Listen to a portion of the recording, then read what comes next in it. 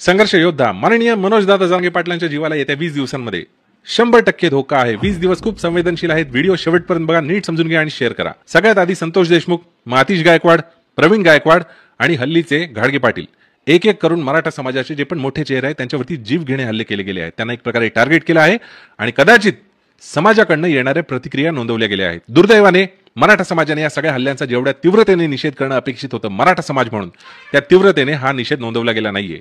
आता हे सगळे परिणाम दुर्दैवाने यांचा अभ्यास केला गेला असेल आणि पुढची आखणी केली गेली असेल आणि पुढचं टार्गेट असेल कदाचित मराठ्यांचा सगळ्यात मोठा चेहरा माननीय संघर्ष योद्धा मनोजदादा जरांगे पाटील। येथे 20 दिवस आपल्याला पाटलांच्या जीवाला एकदम जीवानिशी जपायचं आहे। मला खात्री आहे मराठा समाज पाटलांच्या केसालाही धक्का लागू देणार नाही। तरी आपण विशेष सतर्क राहिलं पाहिजे। सोशल मीडियावरती पूर्ण ऍक्टिव्ह राहा आणि 27 ऑगस्ट पासून पुढचे 5 ते 10 दिवस सुट्ट्या टाकाच। कायदा सुव्यवस्थेला विशेष जपा। कायदा सुव्यवस्थेचा प्रश्न तयार होणार नाही याची विशेष काळजी घ्या। हाच शेवटचा चान्स आहे। आता सक्रिय राहाच, कारण आता नाही तर पुन्हा हा चान्स कधीच नाही हे तुम्हालाही चांगलं माहित आहे। इतिहास तुम्हाला माफ करणार नाही आणि तुमची लेकरं तुम्हाला भविष्यात कधी माफ करणार नाही। एक मराठा 6 कोटी मराठा। जय जिजाऊ, जय शिवराय।